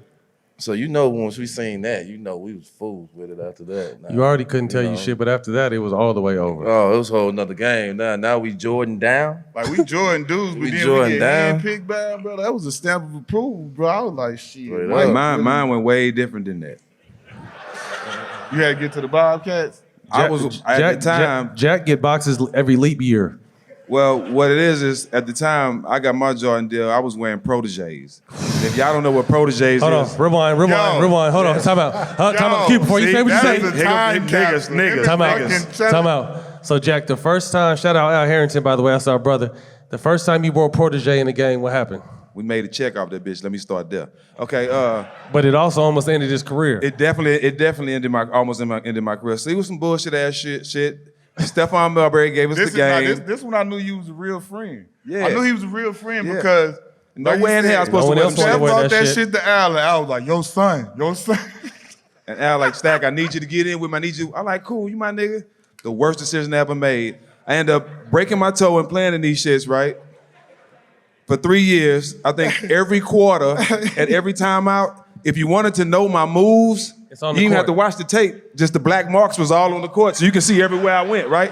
Hey, so cheap. It was some Walmart-ass shoes called Proteges, right? The very first game, though, he made a move. I don't know if it was a left to right or right to left, but he came at, like the sole went that way. And I need another pair. This is like 2 minutes in the game. The game just started. I said, oh, shit. So then I get traded to Charlotte where MJ at. I'm playing in them shits. I make a move. I come out. I got my toe hanging out the motherfuckers. I come to the sideline. I'm sending a ball boy to the back to get MJ. Like, hold on. What's that? What is that? Like, nah. Bring him some J's. Brought me some J's. He felt so bad for me, dog. The next day I had a Jordan contract in my locker. So it was a charity case. God damn. Hey, sometimes I take it, but shit, That motherfucker, goddamn. Mike adopted Jack. I paid my dues. Look at that poor little boy over there. Let's get him. Twan, you were someone that got to play with him in the summertime, but then against him on the biggest stage. What was that effect like in getting to go head-to-head against Mike? My first 3 years, I came in the league in 96, so I went against the last three Repeat. championships, Mhm. 96, 97, 98. I went 1-11. 1-11, damn. Yeah, we went 1-11. I didn't play against him in the playoffs, but I was still kind of like a little fan too, because I came in at 19 and I kind of grew up watching the Bulls, so I was a little fan. But I got my revenge when he came back to the Wizards. Okay, it's never too late. It's never too late. Yeah, when he came back to the Wizards, that's when I got my thing. So these guys know, because obviously Darius and Q was with me in the summertime, so got a phone call, 2001. He was like, hey, man, I heard you guys in the gym. I need y'all back with me. I'm like, who? They're like, yes, Michael Jordan. Y'all remember you could call people private back in the day? So he called me private. I didn't know who it was. I'm like, okay. He was like, yeah, I need you back in the gym with me. So I called all the guys. We all worked out together every day anyway. Yep. And he moved our run over to Hoops Gym over in the West Loop, if you guys familiar with that. MJ rented the whole gym out for the summer, and we just started working out together. We had to pretty much, they know this, we had to go off his routine. We played every day at 2 o'clock, but you had to do your individual work before 2 o'clock. And then you play pickup ball. And some of the most legendary runs you ever want to be a part of. If you lose, you may not get back on the court. It was 30, 35 pros. You had everybody flying in. I remember you guys mentioned LeBron James. He was 16. He came in to play with us. That's when you He brought probably him didn't play till like the 10th game. I felt bad for him. He flew all the way up to play. But it's thick. He's 30 pros in the gym that's already established. And you said he's high school, he's 16. Yeah, he's 16, 17. And then Twan took him to the 50-yard line. What's the 50-yard line? And then Twan took him to the 50, y'all. Man, it was a special party for somebody. Yo! So hold on, what's the 50-yard line? The trap. No place LeBron James should have been. We ain't going there. Don't worry about it. We ain't going that way, bro. We ain't going that way. But no, that was my experience with Mike. So I got an opportunity to be around. I'm not going to let him kill me with that. I got a chance to be around Mike every day, man, and see his work ethic. Just like these guys, like me and Darius Q, we got a chance to be around him and see how great he was and the work ethic he put in, and to see him do it at 37, 38 to get back in the league was something special to see. So those are memories I would always remember. And we hung out. And they know, you guys know that. We hung out all day long. That was dope 4 days, shit. 4 or 5 days a week, we was together every day. Mike was so for 3 cold, months. like he rented the hoops out, right? Then it was like a joint parking lot that was like whatever the fuck it was. He turned that shit into his steakhouse. His restaurant. And it wasn't nothing Y'all but for remember us to go there 160 Blue? after the workout, go from the workout. They about to play card. I ain't gamble with these motherfuckers. I was smart. But I watched. I swear I watched. I seen it. But they out there like, and you go over there, eat steaks, food, all this shit, wine, all that shit. They up there smoking cigars, kicking it for hours. I'm like, I ain't with none of this shit. I'm gone. Yeah, it was one of the obviously greatest moments of my life to be around the greatest and to see how he worked and how he went about his preparation to getting prepared, especially at that age. So I learned a lot. And they know how he was. He was super competitive. He wanted to win every day. If you wasn't winning, you didn't mean anything to him. He didn't care about. He don't like losers. You got to win. So you just learned a lot in his competitive spirit and how he liked to do things. So that was one of the most memorable times of my life to be able to play against Mike for 2 years and to be around him in his personal space and to see how he does it on an everyday basis was something special for me. Yeah. Straight up. Not a lot of people say that. We got to do The that. shit talking was crazy. That was really my next question. Like, what kind of shit talking was going on? That was my shit talking in there. He ain't never told y'all He wasn't just shit. used to say crazy shit, Yeah, bro. you ain't like, never won nothing. Yeah, he told me I wasn't shit. We was losing too. In Charlotte, he came in practice and had his way with us, bro. Talked to us bad. Every championship what he averaged and everything. We couldn't say nothing. And we was Charlotte. We was barely making the playoffs. How we gonna get 6 championships, nigga? D, what was that shit talking like back in them days? Nah, it's Mike used to, like I remember me first being around Mike, I couldn't believe he cussed. What? Like, I called my mama and was like, man, Mike cuss like us. He be just cussing like us. Like, but seeing Twine a super shit talker, you know, him in the gym, it just kept the momentum in the gym and the atmosphere in the gym with Mike and Twine and different guys. You had ballers in there like Mike Finn. He ain't used to say shit, but he used to be in there busting folks' ass. Truly. You know what I'm saying? So the Stak shit talking House. used to be at an all-time high. Stak, hey, listen, let me tell you the dopest. Like, Stak did some of the most baller shit. I thought at that point was like some of the coldest shit ever. Like, he was playing for the Pistons then. Stak, you know, country boy, had a big ass boat. He brought a boat over with his 2 Rolls Royces on that bitch. And stayed for like, remember he stayed for like 2 months and he had his car. I'm Stak House. we thought he had drugs. He was like, no, they came over on my boat with me. That's hard. We started calling that motherfucker Stak Dollar. Me and my homeboy, we called him Stak Dollar. And I say, yo, That's Stak hard. House call. I said, that boy brought a boat over this bitch. He crossed Lake Michigan on that. Like, what? That was so cold to me back then. I was like, big That is hard, nigga. That's hard. Hell yeah.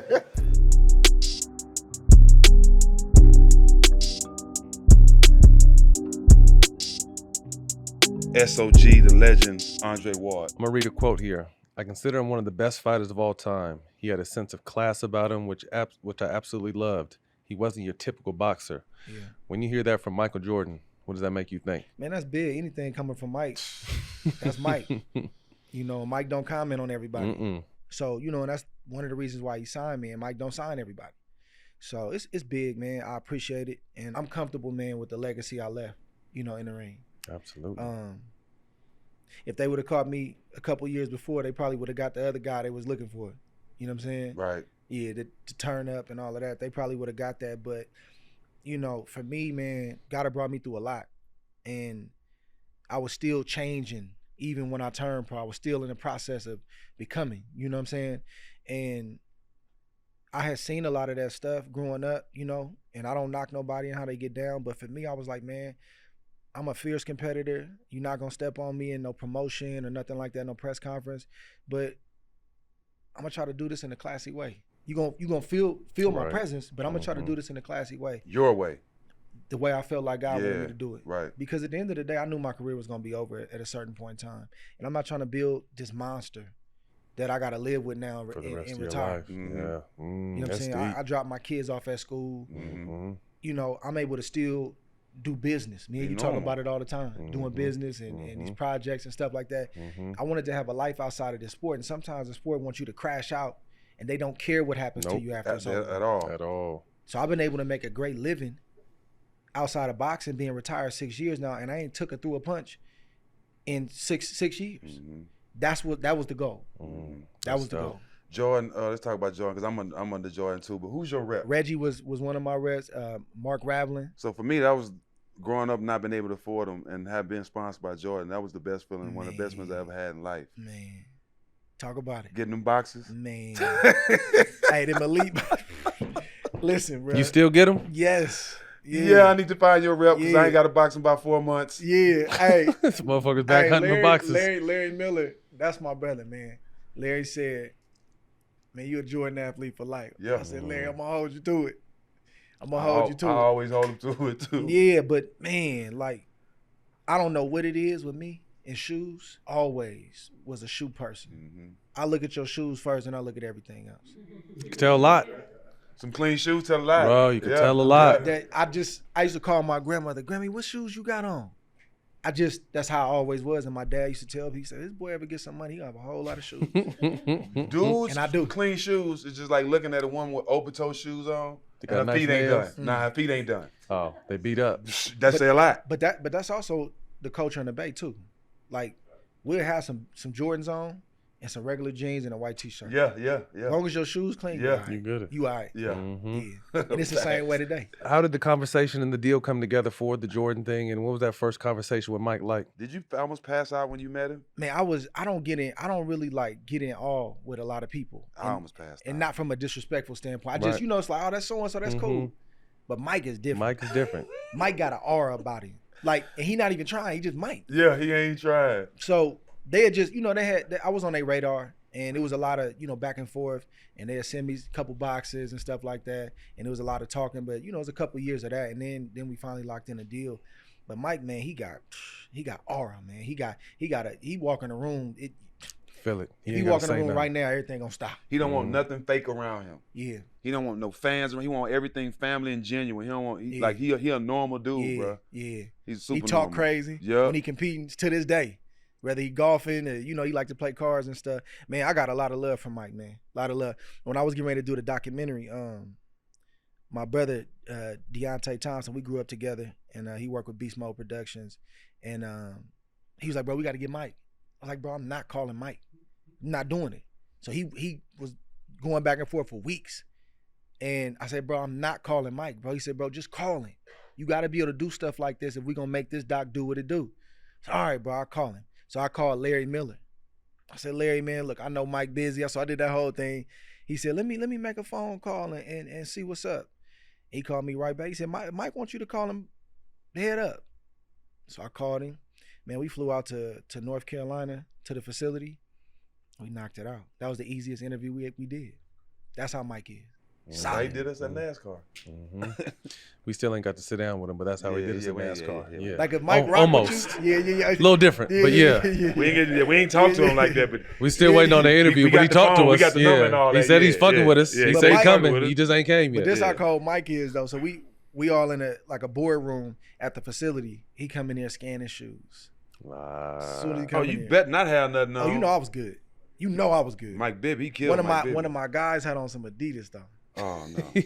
He don't care if it's Gucci or whatever. If it ain't Jordan, it's not. They take like people that's in that industry. Yeah. Oh, it's serious. Yeah, he take that serious. So he came in. What's up, Mike? Everybody. What's up with your man? I'm like, what you mean? I said, bro, I told you, bro, not to wear them. We can get him right, man. But yeah, your boy good, but he got he ain't right. He ain't right for that. You make him take his shoes off? Almost. Damn near. Almost. Bro, we went to NASCAR. How the NASCAR team? Yeah. They got on all head to toe A1 Jordans. I'm talking about changing tires. They take it serious. Bro. It's crazy. They take it serious. Scuffing the fuck out He take of care of him. everybody though. That's dope. Any truth that he would text you ahead of fights sometimes or before fights? Yeah. He just sent me voice memos, all that. Yeah. Mm-hmm. Yeah. And I'm not comparing myself to Mike, but man, we got a lot of the same juice and mentality in terms of like it's win or die. It ain't no win or lose, win or die. Period. And people be like, oh, it's a little, come on, man, you're taking it too far. No, that's how I felt. Like I used to think in training camp on them tough days, like, man, what's Sunday night, late night gonna feel like after this fight? Sunday morning when I wake up, like, I'm thinking about looking at my wife and my kids, and I remember the last loss I had and what I felt like. You said at 14 though. Yeah. That's crazy. John Revish from Baton Rouge, Louisiana. Country. We was in Lenexa, Kansas at the Nationals, Silver Gloves Nationals. And we in opposite brackets, 14, 15-year-old division. So he was 15, so he's a little bit older. And I'm outboxing people doing my thing, and it's 3 rings. So you kind of see like, man, you fighting, but then the dude you might fight, he fighting in this ring right after. So I'm watching him the whole week, and he knocking dudes out. Bang, bang, they going out. I'm like, man. And I remember seeing him around the hotel, and I didn't tell Verge this, but that's the last time I ever got intimidated and allowed myself to get beat before I got in the ring. That mental side. And I wasn't spooked like, oh my God, but I was like, bro, he kind of strong. Like I had a little hesitation about me. It was a close decision. Of course, I thought I won. I should have got the nod. But deep down, I knew when I was going home, I'm on a Southwest flight. Had a whole row to myself, curled up in the ball. I remember that. I remember looking at Verge's face and looking at my assistant trainer's face. I remember being home that week and, oh man, you lost, huh? I remember that. And I never wanted to feel that again. And I made up my mind that day, nobody will ever beat me before they get in the ring with me again. They're gonna have to earn it. I let your appearance and I let you being a little older and the way you was taking care of your business get me, never again. Mm-hmm. Never again. Favorite J? 11s for sure. Really? You an 11 guy? I love 11s, but I also love the ones too. You're the first person I heard say the Look, 11 guy. I love the ones because I can dress them up and dress them down. What you got on now? 4s? Oh, that's. I'm gonna give you a chance. What's your favorite? 4s, 3s, and 4s. And I love 4s too. Yeah, 3s love and 4s 4s. too. Yeah, 3s and 4s. Yeah, I love all the ones I couldn't afford when I was a kid. Yeah, yeah. You know what I'm saying? Like when I couldn't get The them. 3s and 4s, that's the dope boys growing up. They had them on the block. That's the ones we always wanted. Yeah, 3s. The ones I couldn't afford, them the ones I gravitate to the most.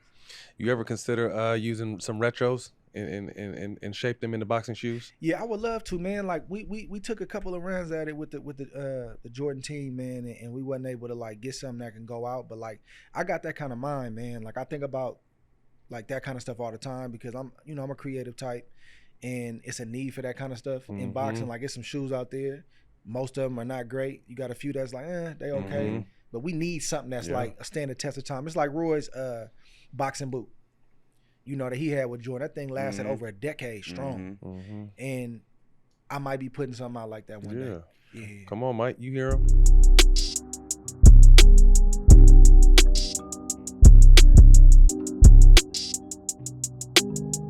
Welcome to the show, John Salley. Around this time, Jordan is on his way up, and you guys have beat the Bull Street 3 consecutive years, and you guys have something called the Jordan Rule. Yeah. Talk to us about that. Another thing you would have liked, Matt, because push him left. That's your Jordan rule right there. That's all I'm allowed to give away. It's still top secret. But we gonna be there. The deal is this: you push him left, right? If he catches the ball on the left side, push him left. He's not going to pass it, right? Kobe is not the chucker. Michael is the chucker. Kobe's shots go in. Michael kept shooting until they went in. But Mike was deadly. So when he caught the ball on the left elbow, push him left. And Joe can do that all day because Joe's 220 pounds. And when he picks the ball up, go back to your man because he's not going to pass it. He's going to shoot it. And when he comes in the middle, put him on his back. So if he's on the right side, he goes left. That's when he turns his body this way and stick his tongue out, and that's when his ass was on the floor. Right when he went down, right then? As soon as he goes left, as soon as he gets a foot in the paint, foul him. And it's just a regular foul. Yeah. Everybody gets 6. Everybody gets, but no tic-tac fouls. Meaning, for anybody out there, don't reach and pull your hand back. Foul him. Through. Grab him. Right? Foul him, hit him, and you used to be allowed to do that. Used to be allowed to, even if a guard was coming to the lane, there was a big man turned and bumped into you and you hit the ground, ref wouldn't call that. Because your ass is not supposed to be in there with a big man. Right. And he's just turning his body. We also knew to go after Scotty. So the other Jordan rule was make Scotty, keep the ball with Scotty. Make everybody else try to beat us. And that's it. When he caught the ball, all eyes was on Michael because he's not going to pass to your man. You don't have to worry about him Magic Johnson by your ear. He ain't passing it. So as soon as he puts the ball down, everybody come. Everybody. And they got you watching on film. They would stop. Hey, what's the rule? When he comes, everybody comes. He's not passing it to your man. And if you watch, Michael would put the ball every which way, not to give it to one of his his teammates. That's it. You got a chance to play with him later. Did you guys ever discuss what it was about, the reasoning? Because, he openly said, that got him better. Yeah. You know what I mean? Have you guys ever discussed being teammates at one point? Yeah. When I they didn't have to ask him, but when I came onto the team, he said, you wear Nike, right, Sal? I said, yes, sir. Got it. Sir. He said, what size you wear? I said, 15. He's like, all right, that's what's up. That's what's up.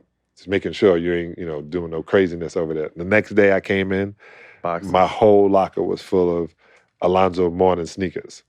Because Alonzo used to get them first, and they were red and white, and then I got them. I was like, good looking. He said, yeah, that was that. And he would always ask us questions. He would ask Dennis questions, but Dennis didn't have answers. He said Dennis didn't have answers. He didn't have answers. He would ask Buddha, and he said, man, when we would come in, and like I said, if we knew that we was in his head, we would have never lost. We didn't know how intense or how much we were in his head. I remember we were playing, and I go in, and I see him. I said, after the game, he goes, yeah, after the game. He said, I got the Ferrari. I'm going to show you. I said, I can't wait. We beat him. I come out and said, what's up? Man, get away from me. What happened? Get away from me. I was like, damn, he's sensitive. Like, hate losing. Where I'm gonna eat tonight? You know what I'm saying? Like I said, I was intense when those numbers was up. I would very, very focused. But when we would talk, he would ask us,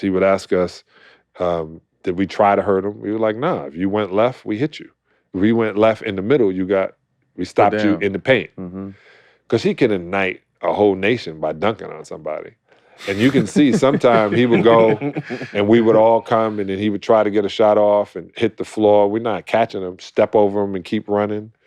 And we knew that his teammates looked to him for everything. Everything. And we would punk everybody.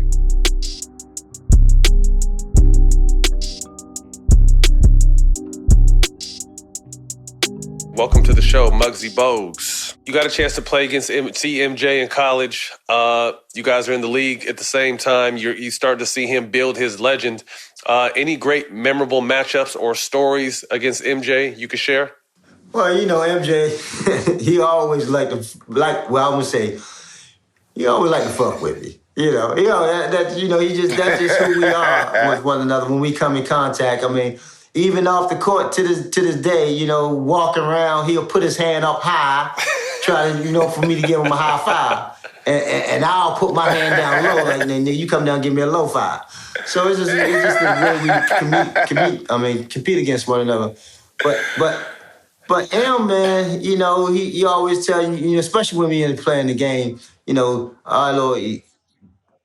was some stuff that's going on the internet where they say that he called me a midget, which is not true. And they felt like he had some kind of impact, which is not true. He always called me short, little fella. Yeah, you know, little ass. He always called me little ass and that sort of stuff. So we playing against them. Of course, he got the ball. He just came back from retirement. He got the ball up in the air, and I'm playing on the baseline one-on-one. And of course, everybody on my team know that I don't like help. Don't come and help me. I don't care where you are.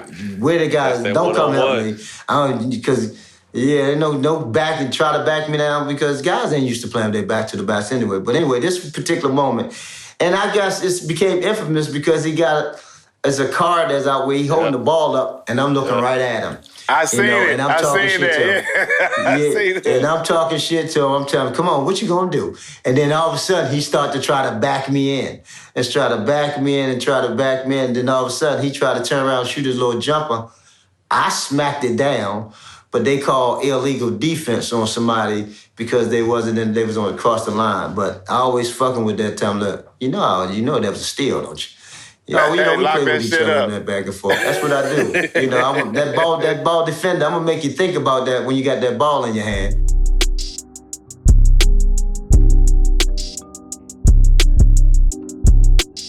The one and only Charles Barkley. Sir man. Charles. Hey, man. MVP that season, but lost in the finals. We recently talked to Magic about his back and forth with Isiah and Isaiah's and MJ's beef, or whatever that may be.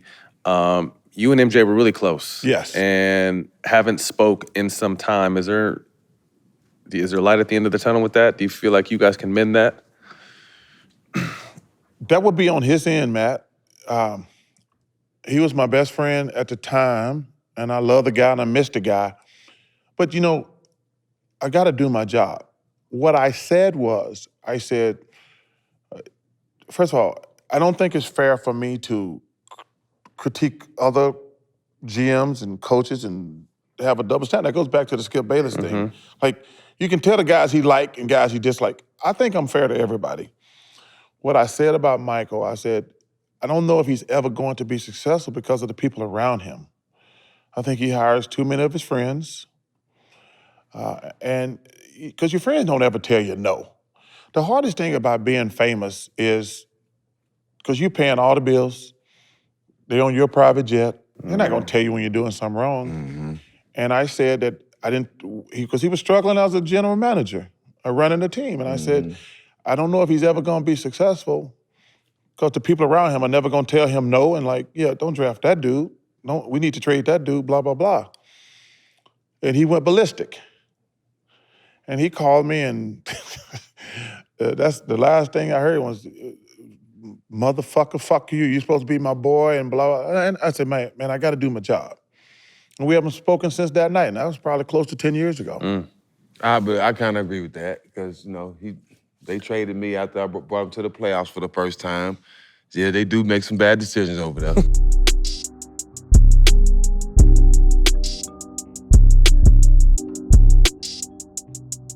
Welcome to the show, Barry Bonds, man. Thank you. Were you close to any NBA players in your time for playing? Jordan and I kind of came up together. We were in Chicago when Jordan first came in the league. We used to hang out in Chicago all the time when he was at the Bulls and stuff. And we got to hear something. Hold on, man. Don't just tell us some shit like that. Two of the greatest. What are those conversations like? I can tell you how famous Michael Jordan was before he even became the most famous person ever.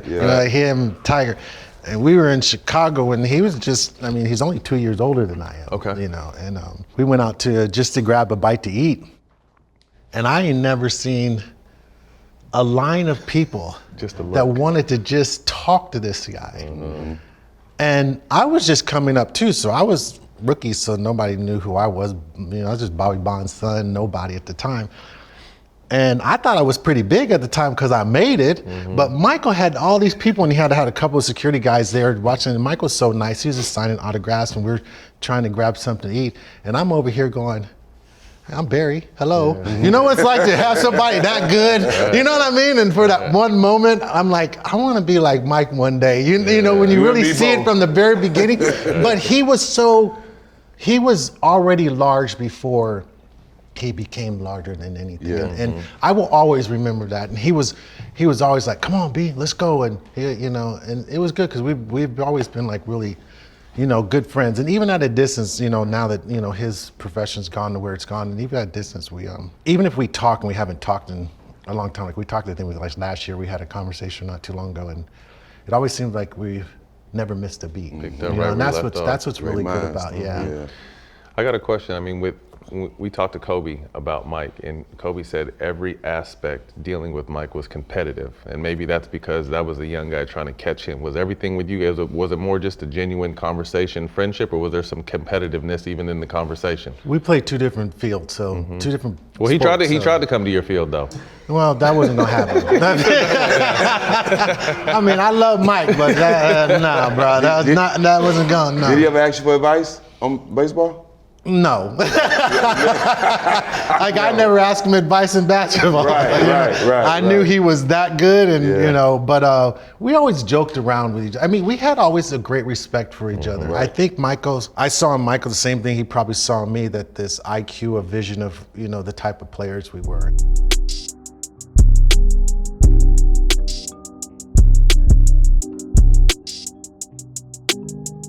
Welcome, Joe Johnson, to the show. What was your welcome to the NBA moment? My welcome to the NBA moment was playing against so my rookie year was MJ's first year back in the NBA with the Wizards. Ooh. Yeah, we played against them, 4th game of the season. I was starting. Eric Williams get hurt, 2nd game of the season, small forward, so they started me, and I got to guard MJ. Paul Pierce like, man, I'm gonna get him in the 4th quarter. I need you to give him the first 3. Look, I'm like, all right, bet. So, man, we got out there. First off, Twan and MJ talking stuff to each other on the tip, like, you know what I'm saying? So MJ tell Paul, I gotta come all the way back to the NBA just to get a pickup game with you, just to get a run with you. So they all going back and forth the whole game. But I'm like, man, y'all gotta chill. You know what I'm saying? Like I'm the one got to guard this man. But it was a fun moment, man. I embraced the challenge, and I had so much fun. But I got so many pictures and memories from that moment. And even the video, like, it was crazy. It was on TNT. Like, I'll never forget it. What did he do that game? What did MJ do? He finished with, like, 30, 32. What'd you do? We ended up getting – I had 16 and 10. Oh, yeah? Okay, yeah. Solid. Playing Very with solid. Twan and Paul in their prime, that's solid. Yeah, I'm surprised you got enough looks to get 16 with them two. Right.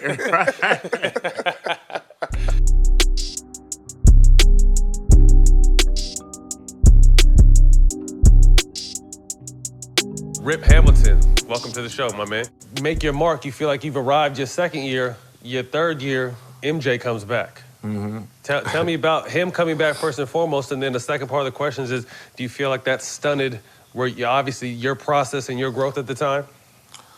Oh, man, MJ, man, that was awesome for my career. You know, I always used to hear a lot of people talk about, okay, MJ coming back to a young team and it's going to stun a lot of their guards, you know, growth. Because at the time, you know, it was me, LaRon Prophet, and it was a guy, Courtney Alexander, who was, man, he was a problem too. He was a guy that played on the wing with me that, you know, we both, during that second half of the year in Washington, after my second year, we both averaged, you know, close to 30 points a game, you know. Yeah, he was balling.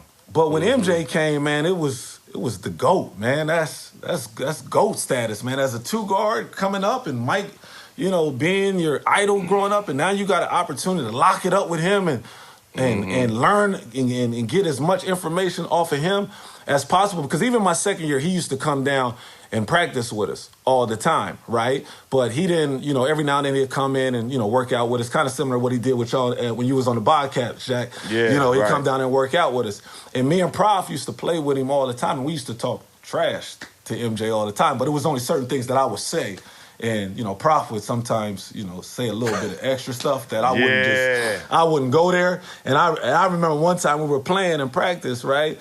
And Prof, you know, might have hit a shot on MJ, and he was like running down court, yeah, you can't guard me with them old ass knees. And I'm like, oh. Stop, time out. I was like, oh, nah. You don't say that to the GOAT. MJ was heated. I mean, he was heated to the point that when I went to my exit meeting, because you know he was the president at the time. I went into my exit meeting. He was like, oh, "Okay, Rip, you know your man, your buddy, you know what I'm saying?" Because he ended up trading Prof that summer. He was like, "Oh, your man." He was like, "Oh yeah, he ain't going. He out of here." He said, "But you gonna be there by you gonna be there by yourself." You know what I'm saying? And you ain't gonna have your buddy to co-sign, and you know you gonna be on the island by yourself. I like, look. He was still mad. He was still mad. I was like, I don't want no problems, bro. I don't want no problems at all. I'm your teammate, man. But when he came, I know the feeling. I know the feeling. We got into it. Right? He traded my ass too. Yeah, so right after we got into it. You gotta be careful. You gotta be careful. But when MJ came, man, I just thought it was a blessing, and for me as a basketball player, you know, because I was able to learn so much off of him. You know, it took my game to a whole new other level, especially even playing with him, because you got to remember when you're playing with Michael Jordan, all the focus is going to be on Michael Jordan. I mean, traveling with MJ is like traveling with the Beatles back in the day, right? So when playing with him, the one thing that I learned with playing with Mike was, you remember, you know, back in the day they used to call it floppy, right? You know, when two guys come down and the two bigs come down and we run them off screens. So I was like, man, screw my bigs. I'm just going to run off MJ. Why? Because every time I run off MJ, you know what I'm saying, my man going to go to him and his man ain't going to leave him, right? Yeah. So I would get wide open every time. And MJ would come to me after the game and be like, hey, Rip, I see what you're doing out there. I see what you're doing out there. I'm like, yeah, what am I supposed to do, man? Like, shit, you the GOAT. Like, you know, so he was very helpful for my career when I was in Washington. And another crazy story is that we just talked about Allen Houston, right? So Allen Houston was killing me. Like I said, he killed me in my first 2 years, right?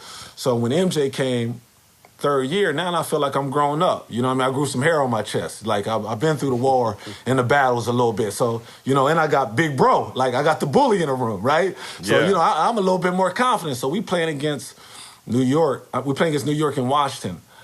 And first half, I go out and I give Allen Houston 30 in the first half. Right? So, like I'm geeked. I'm like, okay, for all the times this motherfucker been killing me and getting me in foul trouble, I'm in his ass right now, right? You know what I mean? So we in there at halftime, you know, we talking, coach talks, does a speech. MJ come up to me. He was like, hey, man, hey, young fella, you know, you had a great half, you know, but Big Bro gonna take over the second half, so don't worry about it. I got you. Big Bro gonna take over the second half, right? That's crazy. At the end of the game, man, in that second half, I only had 2 shots in the second half. I had 30. I think I might have ended with like 32. You know what I'm saying? Damn. I was like, damn. At the end of the game, I was like, damn, man, this was my perfect opportunity to kill this dude. This dude killed me my first 2 years. Like, you know what I'm saying? Now I got you on my side. He was like, hey, man, don't worry about it, man. You'll get another opportunity at that. But as a young kid, you don't think that you're going to get another opportunity. That was your time to shine. That was your moment. But Big Bro was like, he tapped me on the shoulder and was like, hey, man, you did enough. I was like, in my mind, I was like, hell nah. But he was like, you know, that second half he took over, he might have scored 25 or 26 in the second half, and we ended up winning the game. But that story always sticks to me because that was my opportunity to go out and get 50. That's funny as hell, especially on someone that's been lighting your ass up. Lighting my ass up, yes.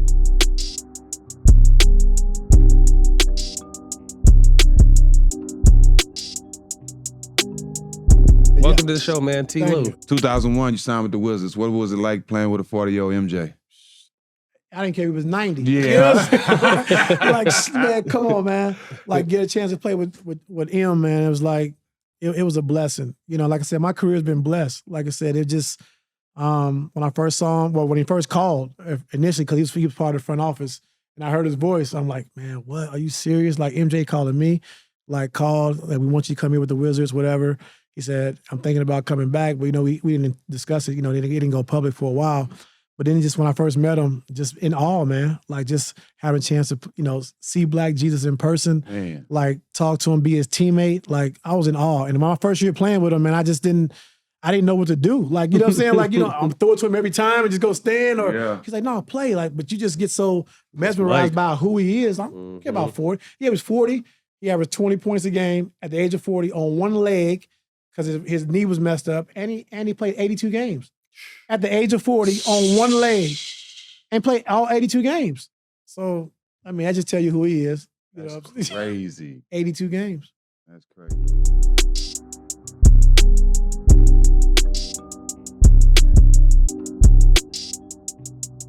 Welcome to the show, Zach LaVine. You're playing a legendary position for a historical franchise. You're playing the 2 guard for the Chicago Bulls. Have you got a chance to ever meet Mike or talk to Mike about what you got going on right now and you playing the position he made very famous over there? Yeah, I met him. I haven't talked to him, you know, in a long. I met him actually my rookie year. I did a workout for Charlotte, and he walked in like early into the workout, and you know, all of us are hyped, you know, especially because he's in there. So now you try and show out and. Went over and shook his hand. His hand was so goddamn big, he grabbed my forearm. You know, when I was shaking his hand. So, you know, that's when I met him. But you know, it's crazy, man. Especially the stats that you see and you hear. And there was one that was crazy that came out this month because I think I'm averaging 30 this month, and I'm tied for the 31st best month in Bulls history. Crazy, right? Crazy. Which is, you know, it's insane. It's mind-boggling how good this motherfucker was. Like Facts. The stats he has is just like, wow, that's, you know, I couldn't imagine. You know, we always wish we could have played against him or That's seen crazy. him, but it's just like, yeah, I was a bad motherfucker, man.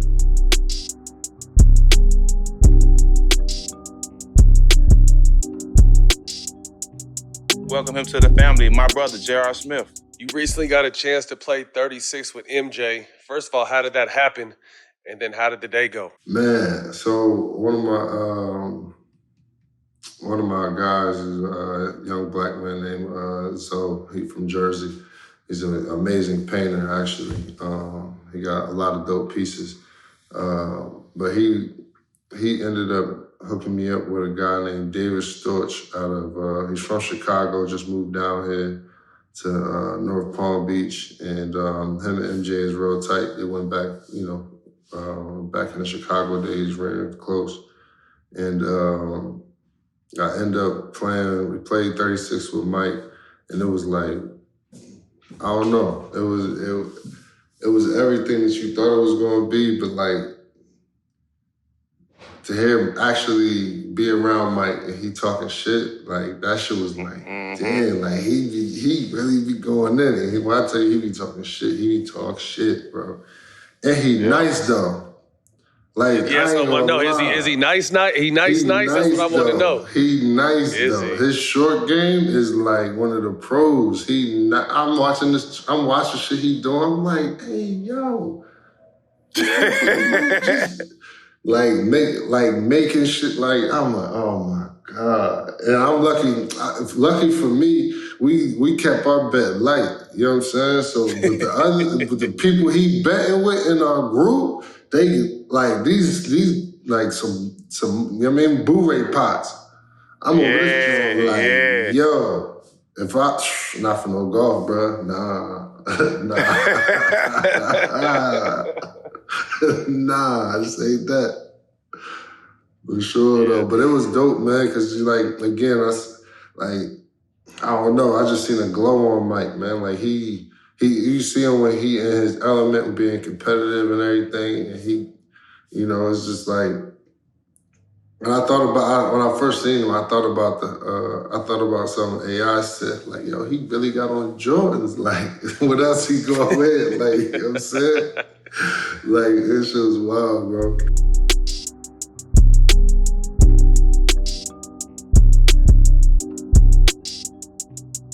Let's welcome to the show, Magic Johnson. What's your take on the back and forth with Isiah and Mike right now? I don't like it. Right. I think they should be done with that. Listen, when we played, we all had to dislike each other to win a championship. We all had to do what we had to do. But now, what Michael is doing is incredible. To be an owner in the NBA, his shoe is still #1. That's crazy. I mean, you can put all those guys' shoes sales together. Still not touching Mike. They can't even mess with Michael Jordan's shoes. And then Isiah is a businessman himself. His wine is real good. Exactly. All the things that he's doing. So why are we still living in the past? Yes. I think only Magic can fix that shit. I'm just gonna be honest with you. Only Magic can I'm fix definitely that shit. gonna try, man, because they should be. We all look up to both of them. Yeah, right? We look up to both of them. Yeah, and they're my boys. Right. So I guess I'm gonna have to be the one to bring them together because for the culture, we want to see Zeke and Mike somewhere having a drink together, man, for the culture. There you go. Need that. There you go. There you go. Maybe a joint. Yeah, maybe a joint.